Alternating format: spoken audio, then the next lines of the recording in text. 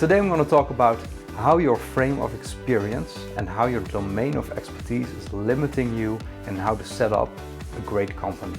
We're going to fix that problem. By the end of this video, you'll have an overview of the different moving parts of a company, how they operate together and how you can design them so they work well. What I mean when I say frame of experience or domain of expertise is that everybody has a different background and has a different way of viewing the world. For example, I'm a technical guy. I like programming, I like Star Trek. I'm a pretty uncomplicated nerd. But your background might be very different. You might come from marketing or sales or finance. And then that's going to be your starting point, your point of view that you're using to design the company. Now, the problem is that this background is going to determine how you're going to solve a lot of the problems. And you need to be aware of that. For example, in my case, I'm a technical guy. I tend to view problems as technical problems. My customers aren't buying my products. I should add more features. I'm not selling enough units. I should add more features. Nobody's liking my posts on LinkedIn. I should add new features. So you get where I'm going with this.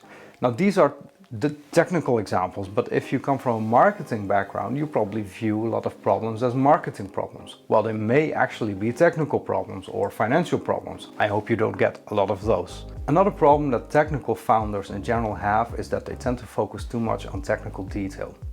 I don't want to release my software yet because I need to include this very cool library that's going to make my software even better than it already is. So we need to do that and it's going to take me another month. Now that's all fine, you can try to create the best software there is in the world, but if it's not in the hands of your customers, it's meaningless. And consider this, do you really think that putting that extra time in software development is actually going to help you as opposed to spending that time on marketing efforts or sales efforts? You have to realize development costs are also opportunity costs. If you work on developing the software, you can't work on anything else. Time spent on development in the early stage of a company is actually much more expensive than in the later stage of the company. Because instead of spending that time now, you could have done something else that may have impacted the bottom line of your company more. So it's always something to keep under consideration. So the most important thing you need to do is to start to think about your company like it's a machine. And a machine can be designed, it can be measured, it can be improved. This book, The E-Myth Revisited by Michael Gerber, actually explains how to do this in 7 steps. And we're going to go through each of these steps and explain how that works in a software business. So you start at a high level and you move down to a more detailed level. The highest level is your primary aim. And you design a strategic objective to achieve that aim. Then you have a number of strategies, each of which describes a part of the company. You'll have your organizational strategy, your management strategy, your people strategy, your marketing strategy, and finally a system strategy. We're going to go through each of these steps now and describe how they apply to the software business. Okay, so first, your primary aim. This is basically what you want people to hear on your funeral. What's your goal in life? And it sounds a bit out there, but it's actually really important to have a clear picture. Because if you don't know how you want to live your life, how do you know what first step to take? How do you know how much progress you made? And how do you know how far you still need to go? You're navigating a ship and your primary aim is your compass. Now you can navigate a ship without a compass and just go wherever you want to go. You'll probably even have a lot of fun. But if you really want to go somewhere, you need a compass to guide you. And that's your primary aim. So your strategic objective basically says, what does your business need to do for you to achieve your primary aim? And you need to set a few standards for yourself. For example, money. What kind of business do you want to build? Do you want a business that earns $10,000 a year in revenue, 100,000, a million, 500 million? Depending on that, your business is going to be very different. Another standard you need to think about is opportunity.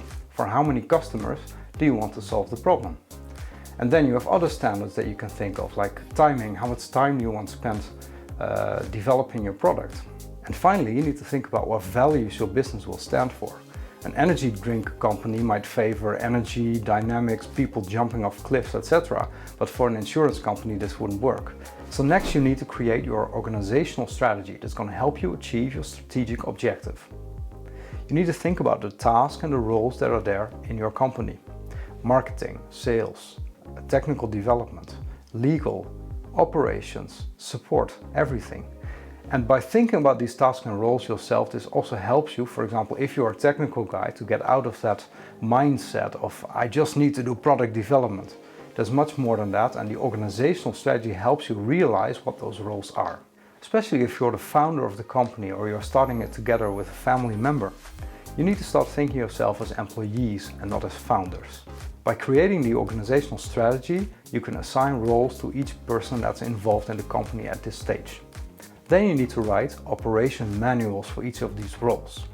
From the business point of view, what should each role entail and what should you do? And of course, these operation manuals are just starting points. You'll fill those in later as you learn more about your customer and the market. Now you need a management strategy. And this strategy is basically a process for decision making in your company. Trying to define that clearly and so it gets out of the way of the rest of what you need to do. The goal should be to set up a process that delivers the same result time after time after time. You can use different tools for your management strategy, for example using things like Trello or Asana for project management, checklists to keep track of things you need to do, etc. etc. In software development you have a number of processes that help you with this. For example Scrum, that allows you to keep short release cycles and make sure that developers don't spend time on things that are not necessary. Your people strategy basically defines how the people in your company should work together. How do we do things around here? And are we just doing things or are we doing them well? And what do we mean by that? You can actually take a lot of cues from games and game design. You need to define victories that your people can achieve. Reward them. Remind them of what's important in the game. And most importantly, if you define a game, you should play by the rules yourself. So your marketing strategy is basically trying to find out what your customer wants. And in order to know what your customer wants, you need to know who your customer is. Are you targeting kids, adults, seniors, people working in education, people working in healthcare? Lots of possibilities, obviously. Next to the demographics, you need to think about the psychographics. Why is your customer buying from you? What problem are you solving for them? How are you communicating this? What colors do you use? What's your brand? What clothes do you wear when you talk to customers? All these aspects determine how your customer is going to perceive your business, and this will influence whether they'll buy from you or not. The goal here is also to build trust between you and your potential customers, because you're aiming to start a business relation. In the software industry, it can be extra challenging to find out what your customer wants. Many software companies try to be innovative and they design a new product. We don't know if there's a market for it yet. People don't know why they would use a product like that. And then it's really hard to find out what the right angle is and if you're really solving a problem with your software. And often it can take a lot of time before you know that. For example, if you look at sites like Amazon, in the end of the 90s, basically people didn't thought they were really useful. But obviously Amazon is now one of the biggest companies in the world, so apparently they were onto something. But it took them the better part of 10 years to actually figure that out. And finally, you have your system strategy. The E-Myth book splits this into three things: hard systems, soft systems, and information systems. The hard systems is basically your office, furniture, desks, computer, any other equipment that you need.